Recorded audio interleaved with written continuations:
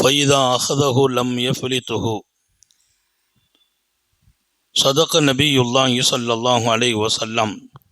எல்லாம் வல்ல அல்லாஹுவின் அன்பும் மேலான கருணையும் நமக்கெல்லாம் வந்து சேரட்டுமாக. நமது உயிரினும் மேலான கண்மணி நபிகள் நாயகம் ஸல்லல்லாஹு அலைஹி வஸல்லம் அவர்களின் அன்பையும் ஷஃபாஅத்தையும் பெறுவதற்கு அல்லாஹ் நம் எல்லோருக்கும் தௌஃபீக் செய்வானாக. வல்ல ரஹ்மான் நமக்கும் நம்முடைய பெற்றோர், மனைவி, மக்கள், குடும்பத்தார் யாவருக்கும் உயிர் உள்ள வரையிலும் உடல் சுகத்தை நசீபாக்கி தருவானாக. மருத்துவமனை கஷ்டம், அதன் சிரமம் செலவுகளிலிருந்து நிரந்தரமான பாதுகாப்பை அல்லாஹ் நம் எல்லோருக்கும் கொடுத்து அருள் புரிவானாக. வானம் பூமியினுடைய ஆபத்துகளை விட்டும், முசீபத்துகளை விட்டும், கெட்ட முடிவுகளை விட்டும் நம்மையும் நம் குடும்பத்தையும் பாதுகாத்து அருள் புரிவானாக. அவனுடைய படைப்புகளின் தீங்குகள் அனைத்திலிருந்தும் நம்மையும் நம் சமூகத்தையும் காத்தருள் புரிவானாக. அல்லாஹுவின் மகத்தான பேரருளால் கண்மணி நாயகம் ஸல்லல்லாஹு அலைஹி வஸல்லம் அவர்களின் புனிதமான ஹதீஸினுடைய செய்திகளை நாம் இங்கே புரிந்து கொள்கிற, கேட்கிற ஒரு நல்ல வாய்ப்பை அல்லாஹ் தந்திருக்கிறான். ரசூலுல்லாஹி ஸல்லல்லாஹு அலைஹி வஸல்லம் எப்போதுமே நமக்கு எதனாலெல்லாம் அல்லாஹ்வினுடைய கோபம் வருமோ, எதனாலெல்லாம் நாம் மிகப்பெரிய இழப்பை சந்திப்போமோ அதில் கொஞ்சம் கூடுதல் கவனத்தை செலுத்துகிறார்கள். வாழ்க்கையில் இழப்புங்கிறது அது பெரிய மன உளைச்சலை ஏற்படுத்தும். நல்ல நெருக்கமாக இருக்கிற உறவை இழக்க முடியுமா? உடனே கூடையே இருக்கக்கூடியவங்களுடைய இழப்பை அவ்வளோ சீக்கிரம் தாங்க முடியாது. மனித வாழ்க்கையில் திடீர் இழப்புகளும் இருக்கிற நியாமத்து இழப்பையும் அதில் கவனம் காத்தமுன் நபியின் ஸல்லல்லாஹு அலைஹி வஸல்லம் நமக்கு ரொம்ப கூடுதலாக எடுத்திருக்கிறார்கள். எனவேதான் உத்தம நபிகள் ஸல்லல்லாஹு அலைஹி வஸல்லம் இங்கே ஒரு செய்தியை ரொம்ப எச்சரிக்கிறாங்க. உலகத்தில் எப்போதுமே யாருடைய பதுவாவுக்கும் ஆளாகி விடாதீர்கள் என்றார்கள். யாருடைய பதுவாவுக்கும் ஆளாகிடக்கூடாது. அது சில பேர் தாயினுடைய பதுவா இருக்குது, தந்தையினுடைய பதுவா, நண்பர்களுடைய பதுவா. பதுவான்னா நம்ம பேரில் அவங்க மனசு உடைஞ்சு சாபம் விடுவது, மனம் உடைந்து சாபம் விடுவது. நீ நல்லா இருக்க மாட்டேன்னு அவங்க சொல்லிட்டாங்கன்னா அந்த நேரம் எப்படிப்பட்ட நேரம் நமக்கு தெரியாது. எந்த நேரம் எந்த துஆ கபூலாகும் தெரியாது. அதிலேயும் குறிப்பாக பதுவா என்பது ஒன்றால் பாதிக்கப்பட்டவனாக அவன் இருந்தால் அந்த பதுவாவுக்கெல்லாம் நேரமே கிடையாது. நம்மால் அவர் பாதிக்கப்பட்டு விட்டார், ஏதோ ஒரு வகையில் அவருடைய சொத்தில் நம்ம கையை வச்சிட்டோம், அவர் நிம்மதியை நமக்கு எடுத்திருக்கிறோம், அவருக்கு ஏதாவது தீங்கு செய்திருக்கிறோம். இப்போ அவர் பதுவா செய்தால் நேரம்லாம் கிடையாது. சில துவா ஒப்புக்கொள்ளப்படுறதுக்கு நேரம் இருக்குது. இந்த பதுவா இருக்கு பாருங்க, உடனே ஒப்புக்கொள்ளப்படும். அல்லாஹ் நம்ம எல்லாரையும் பாதுகாப்பானாக. பெத்த தகப்ப மனம் உடைஞ்சு பதுவா செய்தார் வைங்க, அது உடனே டைரக்டாக ஏற்கப்படும். தாய் பதுவா செய்தாங்க, ஏற்கப்படும். யாராவது ஒருத்தருடைய பொருளை அபகரிச்சிட்டோம், அவர் பதுவா செய்தார், உடனே ஏற்கப்படும். இதில் ரொம்ப கவனம் இருக்கணும். வாழ்க்கைங்கிறது அல்லாஹ் கொடுத்த நியமத்து, இதை ரொம்ப கவனத்தோடு வாழணும். காசு வர்றது பெரிய விஷயம் இல்லை, வருமானம் வர்றது பெரிய விஷயம் இல்லை, அது இன்னொருவருடைய பதுவாவோடு வரக்கூடாது. இன்னைக்கெல்லாம் அபகரிப்பு கூடி இருக்கிறது, அடுத்தவங்க சொத்தின் மீது ஆசை கூடி இருக்கிறது, ஏமாற்று கூடி இருக்கிறது,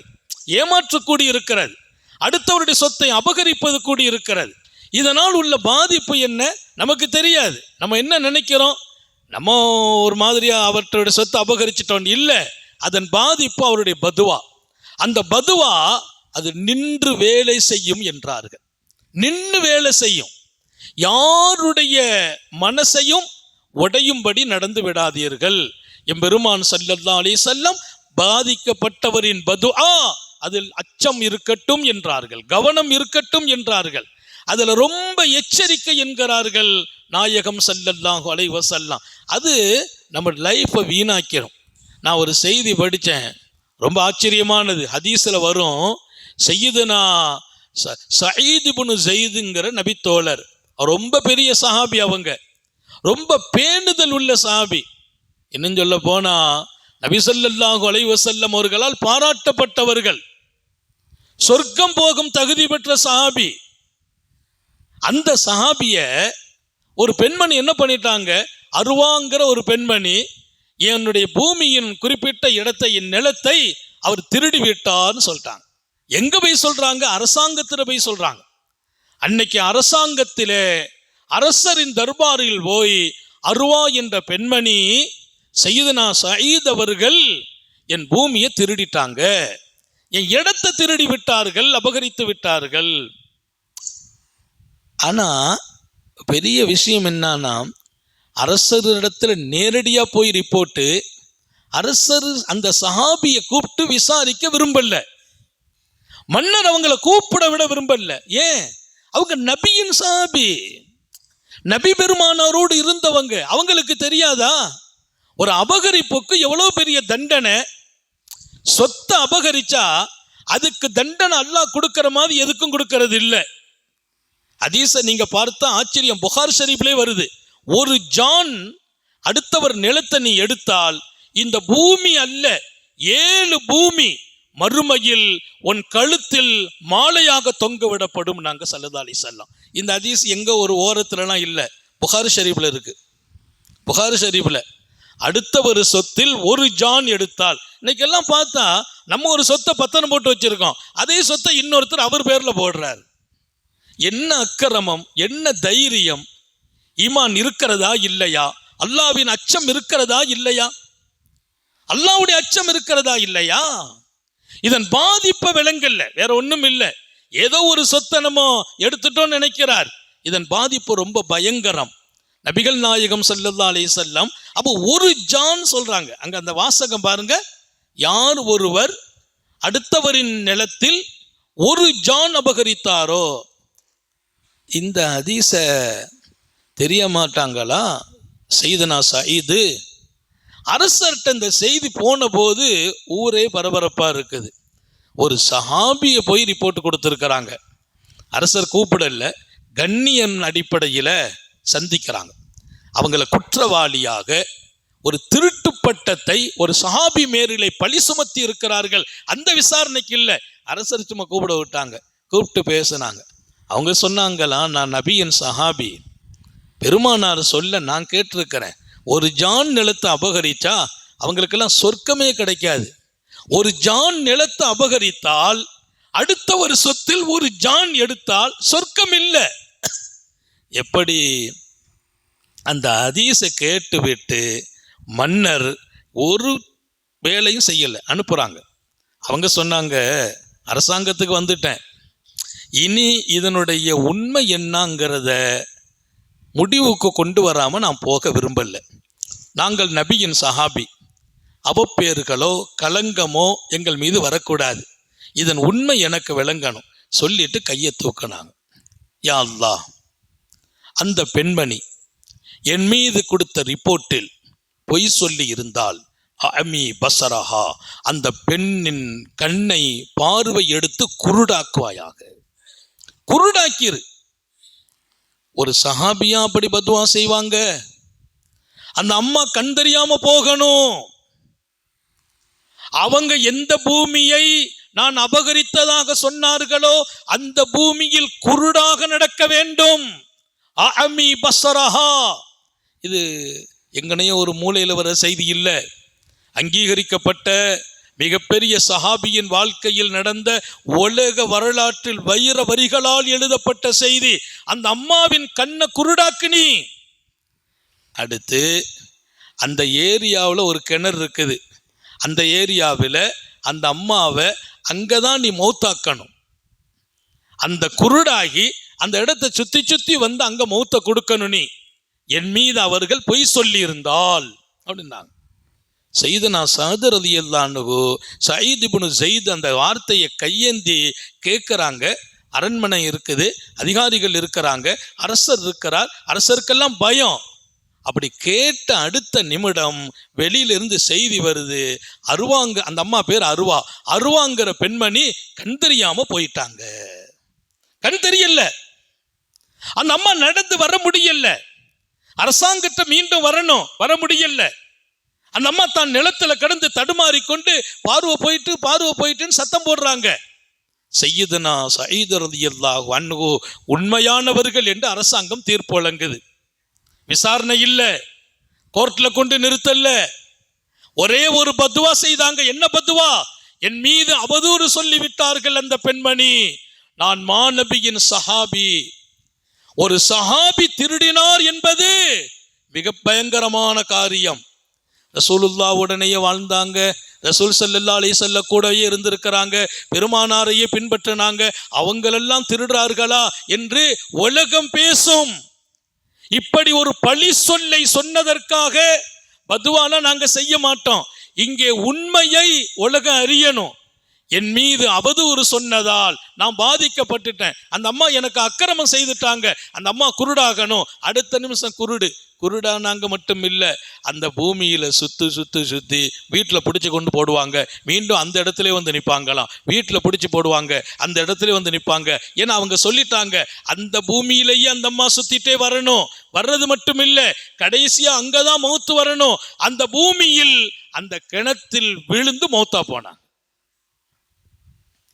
அந்த கிணத்துல விழுந்து மௌத்தா போனாங்க அருவாங்கிற பெண்மணி.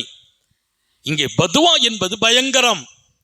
யாருடைய பழி சொற்களுக்கும் பதுவாவுக்கும் ஆளாயிடக்கூடாது. பதுவாங்கிறது குறிப்பாக பாதிக்கப்பட்டவங்க பதுவா செய்யறது. இவங்க பப்ளிக்ல செய்தாங்க, எல்லாரும் அப்படிலாம் செய்ய மாட்டாங்க. யாராவது ஒரு அப்பாவி சொத்தை நம்ம ஏமாத்தி வாங்கிட்டோம்னா அவன் என்ன ரோட்ல வந்தா பதுவா செய்வான்? ராத்திரில உட்கார்ந்து அல்லாஹ் என் சொத்தை அபகரிச்சுட்டான், அவனை விடாதேன்னு சொன்னா ஒரு காலமும் அவன் வாழ்க்கையில் வெல்ல முடியாது என்றார்கள் நபிகள் நாயகம். அவன் வளர்ச்சியை, அவன் நிம்மதியை, அவன் சந்ததிகளை கூட அந்த வாழ்க்கை பாதிச்சிரும்.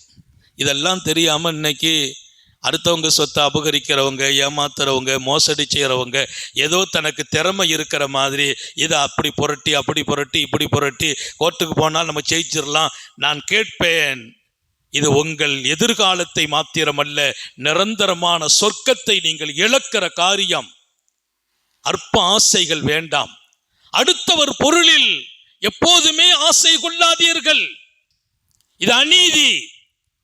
நபிகள் நாயகம் ஸல்லல்லாஹு அலைஹி வஸல்லம் சொல்லுவாங்க, சரி அப்படியெல்லாம் ஏமாத்துறாங்களே, மோசடி செய்கிறாங்களே, நல்லதானே இருக்காங்க? மோசடி செய்கிறான், ஏமாத்துறான், அவன் சொத்தை எழுதி வச்சுட்டு ஏமாத்திட்டு போயிட்டான். எத்தனை பேர் சொத்தை எடுத்து வச்சுட்டாங்க, எத்தனை பேர் நம்ம கண்ணுக்கு தெரிகிறது. அவர் சொத்தை ஏமாத்தி, அவர் அப்பாவி பாவம், அவர்கிட்ட கையெழுத்தை வாங்கி எவ்வளோ ஏமாத்தும் மோசடிகள். நல்லா இருக்கிறானே. பெருமானார் சொன்ன அந்த ஹதீஸை இங்கே எழுதுவேன், சொல்வேன். இன்னல்லாஹ லயம்லி ஸல்லல்லாஹு அலைஹி வஸல்லம் சொன்னாங்க. அல்லாஹ் ரப்புல் ஆலமீன், இன்னைக்கு வாசிக்கப்பட்ட ஹதீஸ், யம்லில் லில்லாலிம், நாட்டில் ஏமாற்றியவன், அநீதி செய்தவன், அக்கிரமம் செய்தவனை அல்லாஹ் கொஞ்ச நாள் விட்டு வைப்பான். எவ்வளவு அழகான ஹதீஸ். ஏமாற்றுகிறவன், மோசடி செய்கிறவன், அடுத்தவன் சொத்தை அபகரித்தவன் கொஞ்ச நாள் அல்லாஹ் விட்டு வைப்பான். நல்லா வச்சிருப்பான், செழிப்பா வாழ வைப்பான், தைரியமா உட்கார்ந்து இருப்பான். அல்லாஹ் அவனை விட்டு வைப்பான். எந்த அளவிற்கு விட்டு வைப்பான்? அவன் நல்லா ஓடுற வரைக்கும் ஓடுவான், தெம்பு திடம் எல்லாம் இழந்து கொஞ்சம் அப்படி இப்படிமா ஆட்டம் காணும் போது அல்லாஹ் பிடிப்பான். அந்த பிடியில் எத்தனை லட்சம் பேர் வந்தாலும், எத்தனை கோடி செலவழித்தாலும் அவன் தப்ப முடியாது என்றார்கள் நபிகள் நாயகம் ஸல்லல்லாஹு அலைஹி வஸல்லம். பிடி, அல்லாஹ்வுடைய பிடி வந்துச்சு. இப்ப இவரை கொண்டு ஆஸ்பத்திரியில் சேர்க்கிறாங்க, பெரிய டாக்டரு, கைதேர்ந்தவர், லண்டனு கொண்டு போனா, அமெரிக்காவை கொண்டு போறாங்க, காப்பாற்றலாம் முடியாதுன்னாங்க ரசூல். நம்ம புலித்துஹு, அவன் தப்பவே முடியாது. அல்லாஹ் எப்ப பிடிப்பான்? அவன் பிடிக்கிற நேரம் நமக்கு தெரியாது. நல்லா தானே இருந்தாரு, திடீர்னு பிடிச்சு போட்டுருவான். அவர் விழுவார், அதுக்கு பின்னால எழுந்திருக்கவே முடியாது. கொஞ்சம் எச்சரிக்கை. நபி பெருமானார் சொன்னதெல்லாம் உண்மை, சத்தியம்.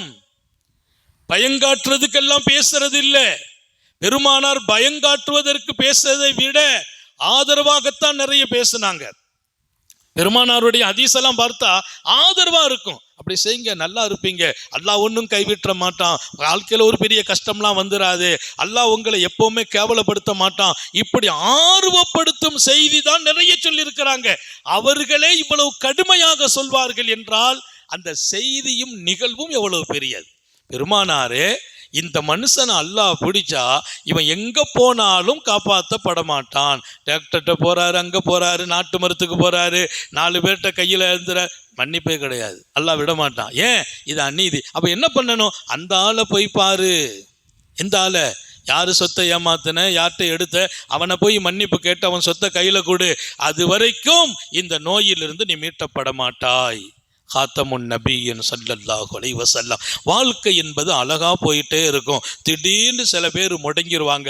அப்பந்தான் யோசிப்பாங்க, ஏன் முடங்கணும், என்ன பண்ணணும். இப்பமே யோசியுங்கள், நீங்கள் யாருக்கும் அநீதி செய்கிற இடத்திற்கு வர வேண்டாம். அந்த பதுவா என்பது அது பல பேர்களின் நிம்மதியை வீணாக்கி விடுகிறது என்று காத்தமுன் நபியின் ஸல்லல்லாஹு அலைஹி வஸல்லம் சொன்னாங்க. அபுல் காசிம் அல் ஹக்கீம் ரலியல்லாஹு அன்ஹு போய் கேட்டாங்களாம், மனுஷன் செய்கிற செயல்களில் எந்த செயல் அவனை ஈமான பிடுங்கி மௌத்தாக்கும்னு கேட்டாங்க. அல்லாஹ் எல்லாரையும் பாதுகாப்பானாக. நம்ம தொழுததும் நோன்பு வச்சதும் ராத்திரி எல்லாம் நின்று வணங்கினது 4 பேருக்கு தர்மம் கொடுத்ததெல்லாம் மௌத்தா போகும்போது ஈமானோடு மௌத்தாகணும். நான் 4 பேருக்கு தர்மம் கொடுத்தேன், நம்ம நின்று தொழுதோம், இந்த வெயில் காலத்தில் கூட நோன்பு வைக்கிறோம், எதுக்கு? மௌத்தாகும் போது ஈமானோடு மௌத்தாகணும். ஈமானோடு மௌத்தா போனா தான் சொர்க்கம். அவங்கள்ட்ட போய் கேட்கிறாங்க, ஐயுதன், எந்த குற்றம், எந்த காரியம், யுன்ஸஉல் ஈமானு மினல் அப்து, ஒரு மனுஷன் ஈமான பிடுங்கிறோம், ஈமான பிடுங்கிறோம். அது பயங்கரமானது. அல்லாஹ் நம்ம எல்லாரையும் நம்ம சந்ததியும் பாதுகாப்பானாக. எந்த குற்றம் ஈமானை பிடுங்கும்? கடைசியில் அவன் தொழுகுவான், நோம்பெல்லாம் வைப்பாரு, ஈமான் போயிடும், ஈமான் இல்லாம ரூஹு போயிடும். அவங்க சொன்னாங்களாம் 3 விஷயத்துல எச்சரிக்கையா இருங்கன்னாங்களாம். 3 விஷயம் அது ஈமானை பிடிங்கிறோம். இதெல்லாம் நம்ம தெரிஞ்சுக்கிறணும். நம்ம ஈமானை காப்பாற்றிக்கிட்டே இருக்கணும். நம்ம ஒரு பக்கம் தொழுகிறோம், இன்னொரு பக்கம் அது எங்கேயோ போயிட்டு இருக்குது, பானையில் அரிசியை போட்டுக்கிட்டே இருக்கிறோம், உள்ள எத்தி பார்த்தா ஒன்றும் காணல, பானை ஓட்ட பானை. சூஃபி ஜலாலுத்தீன் ரூமி எழுதுவார், சொல்வார், ஓட்டப்பையில் அரிசி நிரப்புகிறவர்கள், ஓட்டை பையில் அரிசி நிரப்புகிறவர்கள் யாரு? இந்த மாதிரி ஆட்கள்.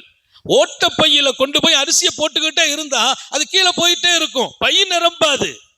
நம்ம செய்யறோம் அமல், வணக்கம், தொழுக, இதெல்லாம் ஓட்டப்பையா இருந்துடக்கூடாது. நான் செய்யக்கூடிய அமல் தங்கணுமே, நிக்கணுமே, நிரம்பணுமே. அது நிரம்பல்ல, பை ஓட்ட.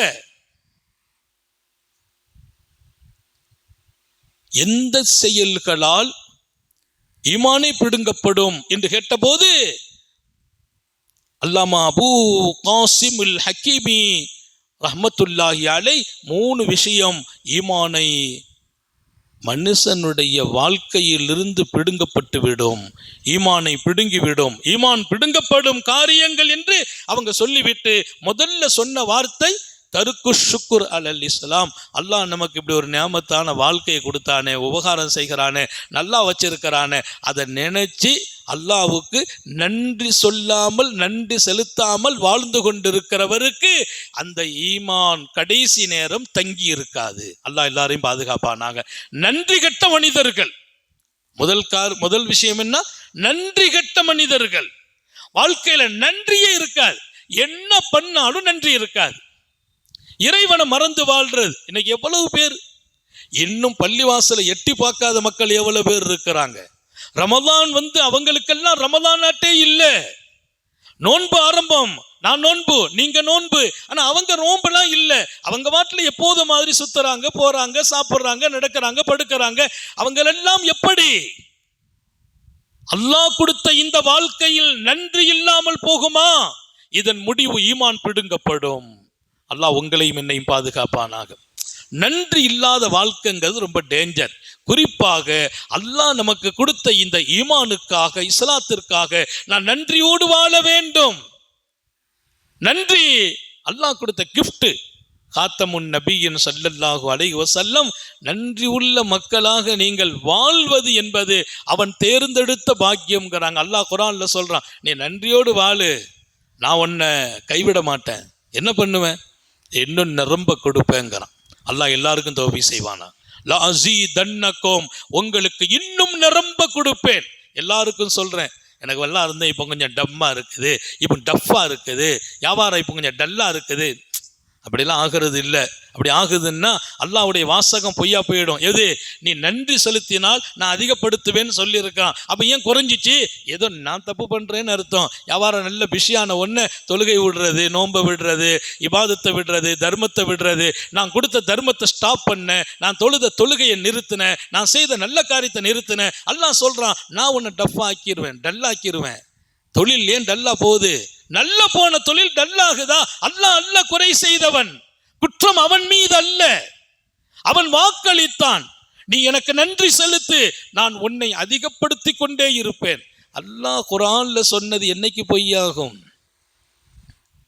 அதிகம் நடக்கும், அதிகம்தான் கொடுப்பான். லைஃப்னுடைய ஸ்டைல் அல்ல, லைஃப்னுடைய முன்னேற்றம் கூடிக்கிட்டே இருக்கும். அல்லாஹ்வுடைய சுன்னத் அது. நம்ம எங்கேயோ மிஸ் பண்றோம். பிஸியாக இருக்குது, தொழுகைக்கு போகிறது இல்லை, கொஞ்சம் டைட் ஆகிட்டாரு. இப்போ நம்ம தான், அன்றைக்கி ஒருத்தர் சொன்னார், அதில் வாழ்க்கையில் இப்போ ரொம்ப கஷ்டப்படுறேன், நான் தான் காரணம்னார். அவர் தன்னைத்தானே சொல்லிக்கிட்டார், நானே காரணம். நான் அதை ஏன்லாம் கேட்கல, அவர் ஆதங்கப்பட்டு சொன்னார், நான் தான் காரணம், நல்லா இருந்தேன், செழிப்பாக இருந்தேன், எனக்கு இருந்த மாதிரி யாருக்கு எங்கள் ஊரில் இல்லைங்கிறார். எனக்கு இருந்த மாதிரி யாருக்கு எங்க ஊர்ல இல்லை. ஆனா அந்த நேரத்தில் ரப்புல் ஆலமீனை நான் வாழ்க்கையில் பல காலங்கள் நினைக்கவில்லை, பல ஜும்மாவையும் விட்டேன். பல ஜும்மா நான் போகல, ஏன்னா அவ்வளவு பிஸியா இருந்தேன். இன்னைக்கு அனுபவிக்கிறேன் என்றார். இன்னைக்கு அனுபவிக்கிறேன்னு சொல்லிட்டு அழுதார். அழுதுட்டு சொன்னார், என் பேரம் பேத்திக்கு கூட ஆசைப்பட்ட பொருளை வாங்கி கொடுக்க முடியலன்னார். பேரம் பேத்திகளுக்கு ஆசைப்பட்ட பொருளை வாங்கி கொடுக்க முடியல. அன்னைக்கு எங்க வீட்டில் கிடந்த பொருளுக்கு நிகர் எங்கேயும் இல்லை. இன்றைக்கு என்னுடைய நிலைக்கு காரணம் நான் தான் என்றார். இப்போ கவலைப்பட்டு அதுல என்ன அர்த்தம்? எனவே இங்கே நான் சொல்வேன், பாதுகாக்கப்பட வேண்டிய மகத்துவமிக்க ஈமான் உங்களை விட்டும் எடுக்கப்படும் 3 காரியங்களால். ஒன்று, நன்றி இல்லாமல் போவது. குறிப்பாக இறைவன் கொடுத்த இந்த ஈமானின் நிஅமத்தை கொஞ்சம் நன்றி செலுத்தாம நம்ம வாழ்ந்துட்டோம்னா அப்புறம் இழப்புகள் நம்மை தேடி வந்துடும். 2வது விஷயத்தை அவங்க சொன்னாங்க, தருக்குல் ஹௌஃபி அலா திஹாபில் இஸ்லாம். வாழ்க்கையில் எப்பவுமே சாலிஹீங்களும் நபிமார்களும் வலிமார்களும் பயந்தாங்களாம், அல்லாஹ் எங்களுடைய கடைசி நேரம் ஈமான் போயிடக்கூடாதுன்னு. அந்த ஈமான் எதனால போகுமோ அதை நினைச்சு பயந்து கொண்டே வாழணும். அந்த பயம் போயிட்டா உனக்கு ஈமானுடைய மௌத்து வராமலும் போயிடலாம். அல்லாஹ் எல்லாரையும் பாதுகாப்பானாக. அந்த பயம் இருக்கணுமா? எந்த பயம்? ஈமான் போயிடக்கூடாது, ஈமான் போயிடக்கூடாது, ஈமான் போகக்கூடாதுங்கிற பயம், ஈமான் இருக்கணுமேங்கிற ஆதங்கம் கடைசி வரைக்கும் இதுல நிலைக்கணும். அதனாலதான் ரசூல் ஸல்லல்லாஹு அலைஹி வஸல்லம் துஆவிலேயே கேட்டாங்க, நபிமார்கள் கேட்டாங்க, தவஃபனி முஸ்லிமா, அல்லாஹ் என்னுடைய ரூஹு பிரியும் போது நான் முஸ்லிமா மௌத்தாகணும். யாரு? நபிமார்கள் கேட்ட துஆ என்று அல்லாஹ் திருக்குர்ஆனிலே சொன்னால் அந்த பயம் இருந்துகிட்டே இருக்கணும். அந்த பயம் ஹஜ்ரத் சையதுனா ஸஹல் ரலியல்லாஹு அன்ஹு அவங்க ஒரு செய்தி சொல்றாங்க, நபிமார்களை சொர்க்கப்பதியில சந்திக்கிற போது நபிமார்கள்ட்ட போய் ஒருத்தர் கனவுல கேட்டாராம், எந்த விஷயங்களை பயந்தாங்க சாலிஹீங்கள்? அவங்க சொன்னாங்களாம், அங்க ரூஹு பிரிகிற வரைக்கும் நாங்க பயந்து கொண்டே இருந்தோம், அல்லாஹ் எங்கே இந்த பாக்கியத்தை எங்களை விட்டு எடுத்துருவானோன்னு பயந்து கொண்டே இருந்தோம். நபிமார்களுக்கு ஈமான் போக போகுது, நபிமார்கள்ட்டே ஈமான் போக போகுது. அந்த பயம் ஒரு பாக்கியம். அந்த பயம் இருந்தா சரியா நடப்போம். அதனால இங்கே ரொம்ப கவனம். 2வது ஈமான் பிடுங்கப்படுவதற்கு காரணம், 2வது காரியம், நான் ஈமானோடு மௌத்தாகணுங்கிற பயம் போகாம அது இருந்துகிட்டே இருக்கணும். நான் தொழுதுட்டா யா அல்லாஹ் இந்த தொழுகை வீணாயிடக்கூடாது, நான் மூமினா மௌத்தாகும் போது இருக்கணும். நல்ல காரியம் செய்யறோம், எதை செய்தோமோ இந்த அச்சம் இருக்க வேண்டும். 3வதாக பெருமக்கள் சொன்னார்கள், ظுல்மு அலல் முஸ்லிமீன், உலகத்தில் அநியாயம் செய்வீர்கள் என்றால் உங்கள் ஈமான் பிடுங்கப்படும். அல்லாஹ் நம்ம எல்லாரையும் பாதுகாப்பானாங்க. ظுல்மு, இப்போ நம்ம சொன்ன சப்ஜெக்ட் அதுதான், அநீதி செய்வது. யாருக்கு அநீதி செய்யக்கூடாது. நம்ம பக்கத்து வீட்டுக்காரங்களுக்கு கூட அநீதி செய்யக்கூடாது, கூட இருக்கிறவங்களுக்கு அநீதி செய்திடக்கூடாது. இன்னைக்கு எல்லாம் பார்ட்னராக 2 பேர் தொழில் ஆரம்பிக்கிறாங்க. கொஞ்சம் முன்னேற்றமாகி நல்ல டாப்பில் வரும்போது இவர் அவரை கலட்டி விட பார்க்குறார், அவர் இவரை கலட்டி விட பார்க்குறார். அதனால் நிறைய பேர் நாங்கள் கூட்டு வியாபாரம் பண்ணணும்னு எங்கிட்ட வந்து மசோரா கேட்டால் நான் சொல்லுவேன், எச்சரிக்கையாக இருங்க, கடைசி வரைக்கும் தொடருவதில் கவனம் வைங்க. ஏன்னா கொஞ்சம் டாப்பில் போனோன்னு கலட்டி விட்டுறாரு, அவரை கலட்டி விட்டுறாரு. அவரை கலட்டுறதுக்கு என்ன வழி அத்தனையும் தேடுறது. இது மிகப்பெரிய அநீதிங்கிறாங்க. ஏன்னா வளர்வதற்கு அவர் காரணம், வளர்ந்த பின்னால் அவரை கலட்டுவதா? இன்னைக்கு நிறைய 2 பேரும் கூட்டணி வியாபாரம் செய்த பல பேர் இன்னைக்கு உடைஞ்சு போய் இருக்கிறாங்கன்னா, கொஞ்சம் வளர்ந்து வரும்போது நம்ம அனுபவிக்கணும், அவரை நோட்டி விட்டுறணும். இந்த அநீதி என்பது ஈமான் பிடுங்க காரணமாகிவிடும் என்றார் சையதுனா ரசூல் ஸல்லல்லாஹு அலைஹி வஸல்லத்தின் தொடரில் வந்தவர்களில் அபுல் காசிமுல் ஹக்கீமி ரஹ்மத்துல்லாஹி அலைஹி. பெரிய ஞானி, அவங்க ரொம்ப பேணுதலான மனிதர். அவங்கள்ட்ட போய் எதை கேட்டாலும் பதில் ரொம்ப கரெக்டாக இருக்கும். அதனால் ரொம்ப நம்ம வாழ்க்கையில் அல்லாஹ் கொடுத்த நியாமத்துகளை எல்லாம் அனுபவித்து வாழ்கிற போது, மனைவி மக்கள் எல்லாம் சந்தோஷமாக இருக்கணும்னு நினைக்கிற போது பத்துவாவை மட்டும் வாங்கிடாதீங்க. யாருடைய பத்துவா? மனைவி பத்துவாவும் பிடிக்கும், மனைவி பத்துவாவும் பிடிக்கும். மனைவிக்கு அநியாயம் பண்ணீங்க, அந்த அம்மா பார்த்து பார்த்து பொறுத்து பார்த்துச்சு முடியல, யா அல்லாஹ் என் கணவன் ரொம்ப கொடுமையாக நடக்கிறார், அவரை நீ பிடிச்சிருன்னு சொல்லிட்டாங்க வைங்க, பல பேர் மனைவியால் பிடிக்கப்படுவார்கள். மனைவியின் பத்துவா பிடிக்கும், அம்மா பத்துவா தான் பிடிக்கும், பாப்பா பத்துவா தான் பிடிக்கும்லாம் இல்லை. மனைவிக்கு அநியாயம் பண்ணுகிறார், மனைவியை அடிக்கிறார், மனைவியை கஷ்டப்படுத்துகிறார், எப்ப பார்த்தாலும் மனைவிக்கு டார்ச்சர் கொடுக்கிறார். அந்த அம்மா ஒரு நாள் கையேந்துச்சு, ராத்திரி உட்கார்ந்து பகல்ல உட்கார்ந்து, யா அல்லாஹ் என் கணவன் தொந்தரவு தாங்க முடியல, அவரை நீ பிடி. இந்த கணவன் பாதிக்கப்படுவார் என்று எழுதுகிறார்கள் நமது சாலிஹீங்கள். அதனால மனைவி விஷயத்திலையும் ரொம்ப கவனம். அவங்க ஒன்றும் அடிமையெல்லாம் இல்லை, நம்ம வீட்டுக்கு வந்த வேலைக்காரியும் அல்ல, மனைவி அடிமையும் அல்ல, நம்ம வீட்டுக்கு வந்த வேலைக்காரியும் அல்ல. என் வாழ்க்கை பார்ட்னர்ஷிப் என் மனைவி, நம் வாழ்க்கை பார்ட்னர்ஷிப். நாம் எப்படியோ அந்த சமம் அவர்களுக்கும் உண்டு, என் வீட்டில் அவர்களுக்கு உரிமை உண்டு, அங்கீகாரம் உண்டு. ஏதோ ஒரு மூணாந்தரத்தாள் மாதிரி வீட்டில் வச்சு பார்க்கறது, எல்லாரும் குடும்பத்திலும் ஒன்றா உட்காந்து சாப்பிட்றது, அந்த அம்மா மட்டும் தனியாக நிற்கும். எல்லாருக்கும் அந்த அம்மா டீ போட்டு கொடுக்கணும், சோறாக்கி வைக்கணும், அந்த அம்மா எல்லாரும் சாப்பிட்ட பின்னால் தான் சாப்பிடணும். என்ன அதில் வேலைக்காரியா? நான் கேட்கிறேன், அடிமையா? உங்களுக்கு இருக்கும் அத்தனை உரிமையும் அந்த பெண்ணுக்கு உண்டு. இன்னும் சொன்னால் அந்த பெண் அந்த வீட்டின் சொந்தக்கார பெண், அந்த கணவனுக்கு அவளை மனைவி, அவள் ஒதுக்கப்படக்கூடிய இடத்தில் இல்லை, அவளை தனியா வச்சு பார்ப்பதை மார்க்கம் அனுமதிக்காது. இன்னைக்கு நிறைய வீட்டில் இந்த கொடுமை, அந்த அம்மா ராத்திரி 12 மணி வரைக்கும் வேலை வாங்கி கஷ்டப்படுத்தி தூங்க விடுறது இல்லை. நிறைய வீட்டில் 12 மணி வரைக்கும் வேலை வாங்கிறது, அது அநீதி என்கிறது மார்க்கம், அது அநீதி. அதனால நோன்பு நேரம் மட்டுமில்லை, எந்த நேரத்திலையும் வீட்டுக்கு வந்த பெண்ணை கடுமைப்படுத்துவதோ, கஷ்டப்படுத்துவதோ, மனசை உடைப்பதோ, அவங்களை பிரித்து பார்ப்பதோ, அதெல்லாம் அந்த அம்மாவுடைய வருத்தத்தை சம்பாதிச்சிரும். அந்த அம்மா ஏதோ ஒரு நேரம் கையேந்துனா வீட்டில் எல்லாரையும் பாதிக்கும். அது இதை நம்முடைய கவனத்தில் கொண்டு வர வேண்டும் என்று நான் சொல்கிறேன். நீங்கள் எடுக்க வேண்டும். அல்லாஹ் எல்லாருக்கும் தௌஃபீக் செய்வானாக. சய்யிதுனா அனஸ் இப்னு மாலிக் ரலியல்லாஹு அன்ஹு சொல்வார்கள், நபிகள் நாயகம் ஸல்லல்லாஹு அலைஹி வஸல்லம் அவர்கிட்ட ஒருத்தர் வந்தார், எனக்கு கொஞ்சம் அறிவுரை செய்யுங்க யா ரசூலல்லாஹ், வாழ்க்கையில் கொஞ்சம் நல்லா இருக்கணும்னு நினைக்கிறேன். நல்லா இருக்கணும்னு நினைக்கிறவங்க பூரா நல்லவங்களுடைய லிங்கில் இருக்கணும், நல்லவங்களுடைய லிங்கு, நல்லவர்கள்ட்ட போய் அட்வைஸ் கேட்கணும். இன்றைக்கெல்லாம் அறிவுரை கேட்கறதும் இல்லை, அறிவுரை சொன்னால் பல பேருக்கு பிடிக்கிறதும் இல்லை, அறிவுரை கேட்கறதும் இல்லை, சொன்னால் பிடிக்கிறது இல்லை. ஏதாவது சொன்னால் எனக்கு அது எனக்கும் தெரியும், என்ன தெரியும் தெரியல, அறிவுரையை கேட்டால் எனக்கும் தெரியும், அப்படி சொல்கிறவங்க அப்படியெல்லாம் சொல்லக்கூடாது. நமக்கு தெரிஞ்சாலும் தெரியாத மாதிரி கேட்கணும். அதுதான் நாம் உயர்வதற்கான வழி. எனக்கு எல்லாமே தெரியும், நானும் உட்காந்து கேட்கணும். ஏன்? அன்னைக்கு சொல்லும் போது என் தலைவிதி அது மாத்திரும்.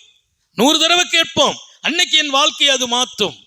அல்லாஹ் மாத்துறதுக்கு இந்த மாதிரி இடத்தை தேர்ந்தெடுப்பான். அதனால அட்வைஸ் கேட்கணும். நபி இடத்தில் வந்து சொன்னார், எனக்கு கொஞ்சம் அறிவுரை சொல்லுங்க, நான் நல்லா இருக்கணும்னார். ரொம்பலாம் கேட்கல, நான் நல்லா இருக்கணும். அல்லாஹ் எல்லாருக்கும் தௌஃபீக் செய்வானா. நம்ம நல்லா இருக்கணும்னா யாருடைய தீங்கும் நம்மளை தொடாது. நம்ம நல்லா இருக்கிறோம். பெருமானார் சொன்னாங்க, அக்ஸு திக்ரல் மவுத். பெருமானார் அவருக்கு சொன்ன அறிவுரை 3 விஷயம் சொன்னாங்க. அந்த 3ஐயும் சொல்லி முடிச்சுக்கிறேன். இதெல்லாம் நீங்கள் வெறுமனை கேட்டுட்டுலாம் போயிட்டே இருக்கக்கூடாது, லைஃப்பில் கொண்டு வரணும். நான் எழுதி வைக்க சொல்லலை, இன்னைக்கு நடைமுறைப்படுத்துங்க. நீ நல்லா இருக்கணுமாப்பா, அக்ஸு திக்ரல் மவுத். என்றைக்கும் மரண சிந்தனை விட்டும் விலகி வாழ்ந்து விடாதே. மரண சிந்தனை இருக்கட்டும். நீ நல்லா இருப்ப போ. எங்க நான் நல்லா இருக்கணும்னு கேட்டால் மௌத்தை நினச்சிக்கான்னு சொன்னால் நமக்கு எப்படி இருக்கும்? நல்லா இருக்கணும்னு கேட்டால் மௌத்தை நினைக்க சொல்கிறீங்களே, நீ மௌத்தை நினச்சி வாழ. மரண சிந்தனை இருக்கட்டும். நமக்கு ஒரு நாள் மௌத்து வரும், நம்ம ஒரு நாள் போயிடுவோம், அது நம்மளை ரொம்ப நேர்மைப்படுத்தும். அந்த சிந்தனை நம்மளை ரொம்ப சுத்தமாக்கிடும். நான் ஒரு நாள் போயிடுவேன் அப்படின்னு நினச்சா ஏமாற்ற மாட்டேன், மோசடி செய்ய மாட்டேன், மனைவியை அடிக்க மாட்டேன், பிள்ளைங்களுக்கு துரோகம் செய்ய மாட்டேன், யார் மனசையும் உடைக்க மாட்டேன். ஏன்? எனக்கு ஒரு நாள் மத்து உண்டு. மரணம் என்பது பல பேர்களினுடைய தீய சக்தியை அது இழக்க செய்துவிடும். மௌத்தின் சிந்தனை.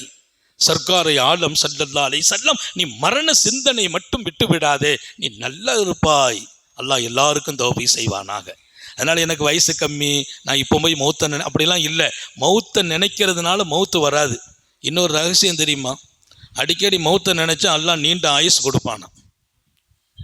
அடிக்கடி மௌத்தை நினச்சா மௌத்தா போயிடுவோமா, அல்லாஹ் சொல்லுவான், அவன் கொஞ்ச நாளைக்கு இருக்கட்டும், அதை நினச்சிக்கிட்டே இருக்கானே, அந்த ஆளை போய் தூக்கும்பானா. அவர் அந்த ஆளுக்கு இந்த சிந்தனை இல்லை, ஆளை தூக்கும்பானா.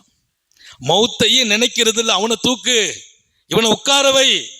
அல்லாஹ் சொல்றான், அவர் முடிஞ்சு போச்சு டைம், இவருக்கு கொஞ்சம் ஹயாத்தை நீட்டி கொடு. ஏன்? அந்த ஆள் கேட்டுக்கிட்டே இருக்கான், எப்போ பார்த்தாலும் மௌத்து. இவனெல்லாம் இன்னும் கொஞ்ச நாள் இருக்கணுங்கிறான்.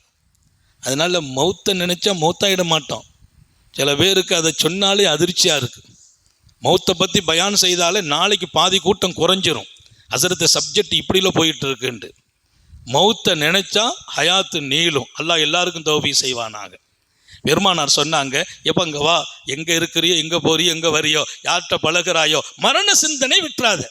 மௌத்து சிந்தனை என்பது நீ நல்லா இருப்பதற்கு அது வழி. நம்பர் 2, வலைக்க பிஷ்ஷுக்குர். பெருமானார் ஸல்லல்லாஹு அலைஹி வஸல்லம் சொன்னாங்க, நான் சொன்ன அந்த விஷயத்தை ரசூல் சொன்னாங்க, எப்போ அங்கே வா, எப்பவும் நன்றியோடு நடந்துக்கா. எந்த மனுஷன் எந்த உபகாரம் செய்தாலும் மறக்காதே. யார் உபகாரம் செய்தாலும் மறக்கக்கூடாது. நாம் யாருக்காவது உபகாரம் செய்தால் அப்போதே மறந்துடணும்.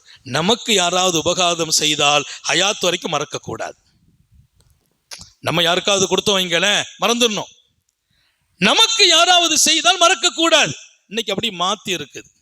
இவர் யாருக்காவது கொடுத்துட்டு அதை சொல்லிக்கிட்டே இருக்கார். அன்னைக்கு நான் அவருக்கு ஒரு 5000 ரூபா கொடுத்தேன், அன்னைக்கு அவர் நல்லா இருக்க நான் தான் காரணம், அவர் வியாபாரம் ஆரம்பித்தார், நான் தான் பணம் கொடுத்தேன். அதை அப்பவுமே மறக்கணுங்கிறாங்க. ஆனால் உனக்கு கிடைத்ததை மறக்கக்கூடாது. மௌத்து வரைக்கும் நீ நன்றியோடு வாழ்வாயாக. இன்னொரு பக்கம் அல்லாஹ்வுக்கும் நன்றி செலுத்துவாயாக. அடியார்களுக்கும் நன்றி, அல்லாஹ்வுக்கும் நன்றி. நீ நல்லா இருப்பேன்னாங்க. உனக்கு வரக்கூடியது வந்துக்கிட்டே இருக்கும், நியாமத்து இருக்கும், சுகம் இருக்கும், பிரச்சனை இருக்காது. ரசூல் சொல்றாங்க, உன் பிரச்சனை எல்லாம் இருக்காது, உனக்கு நியாமத்து வந்துக்கிட்டே இருக்கும், பொருளாதாரம் கூடிக்கிட்டே இருக்கும், சுகம் கண்ட்ரோலா இருக்கும், நோயெல்லாம் கொஞ்சம் கட்டுப்பட்டும். நீ எப்பவும் நன்றியோடு வாழு. மனுஷனுக்கும் நன்றி, அல்லாஹ்வுக்கும் நன்றி. 3வது சொன்னாங்க ஸல்லல்லாஹு அலைஹி வஸல்லம், அலைக பித்துஆ ஃபஇன்னக லா தத்ரி மத்தா யுஸ்தஜாப். எப்பவும் ஒவ்வொரு நாளும் அல்லாஹ்ட துஆ கேட்க விட்டுறாதே. எப்பவும் துஆ கேளு. துஆங்கிறது உனக்கு தெரியுமா, எந்த நேரத்தில் அல்லாஹ் உன்னை ஏற்றுக்கொள்ள போகிறான், உயர்த்த போகிறான், உன் தரத்தை தூக்க போகிறான் என்று உனக்கு தெரியாது. மத்தா யுஸ்தஜாப், எப்போ இதற்கு கபூல். நேத்து கேட்டோம் கிடைக்கல, முந்திய நாள் கேட்டோம் கிடைக்கல, போன மாசம் கேட்டோம் கிடைக்கல, அதனால கேட்காம விட்டுறாத, இன்னைக்கு கேளு, கிடைச்சிக்கிடும்.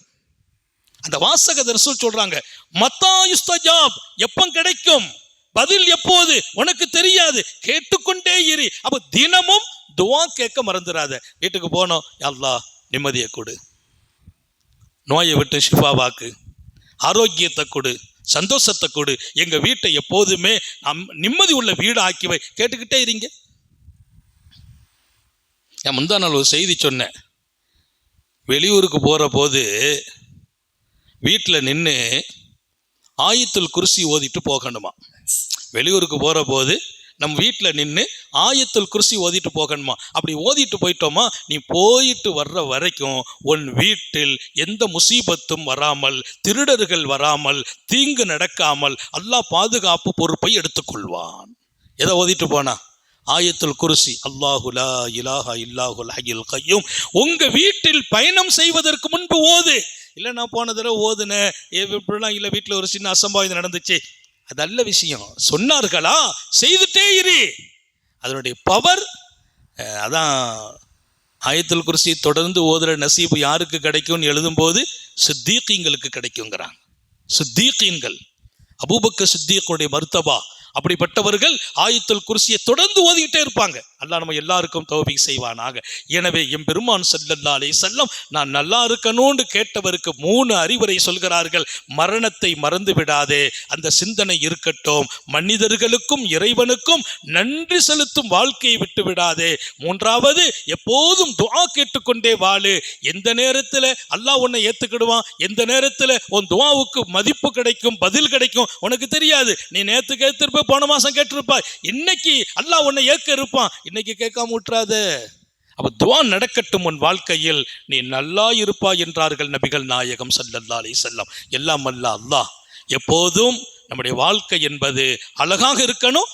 ஓட்டை பையில் அரிசி நிரப்பிய கூட்டமாகி விடக்கூடாது. ஒரு பக்கம் அமல் செய்கிறோம், இன்னொரு பக்கம் அது ஒளிவிட்டே இருக்குங்கிற மாதிரி நல்லதை செய்து கொண்டு யாருடைய வருத்தத்துக்கு ஆளாகி, பத்வாவுக்கு ஆளாகி, வேறு வேறு தவறுகளுக்கு ஆளாகி, அமல்களை இழந்து கடைசி நேரம் கைசேதமாகி விடக்கூடாது, சஞ்சலமாகி விடக்கூடாது. அதனால ஏமாத்துறது, மோசடி செய்கிறது, அடுத்தவங்க சொத்துன்னு ஆசைப்படுறது, அடுத்தவங்க சொத்தை அபகரிக்கிறது, இதெல்லாம் லேசான காரியம் இல்லை.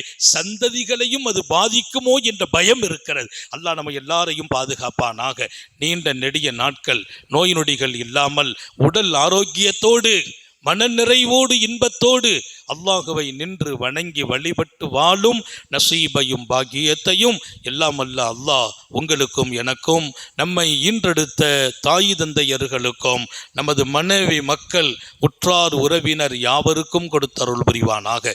நமது உயிரினும் மேலான கண்மணி ஹாத்தமுன் நபியின் சர்க்காரே ஆலம் சுந்தர நபிகள் ஸல்லல்லாஹு அலைஹி வஸல்லம் அவர்களை கனவிலும் நனவிலும் கண்டுகளிக்கும் பெரும் பாக்கியத்தை அல்லாஹ் நம் எல்லோருக்கும் கொடுத்தருள் புரிவானாக என்ற நல்ல துஆக்களோடு உங்கள் எல்லோருடைய துஆவை ஆதரவைத்து என் வார்த்தைகளை நிறைவுபடுத்துகிறேன். வாஹிரு தஅவானா அனில் ஹம்துலில்லாஹி ரப்பில் ஆலமீன். அஸ்ஸலாமு அலைக்கும் வரஹ்மத்துல்லாஹி வபரகாத்துஹு. ஸல்லல்லாஹு அலா ஸல்லல்லாஹு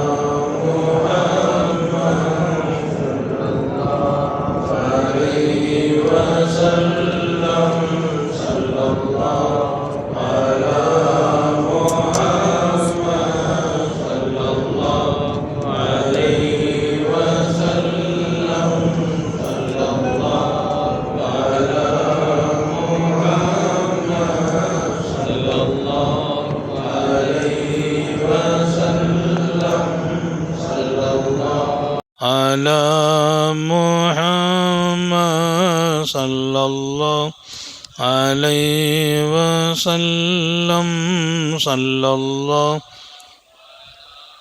محمد صلى الله عليه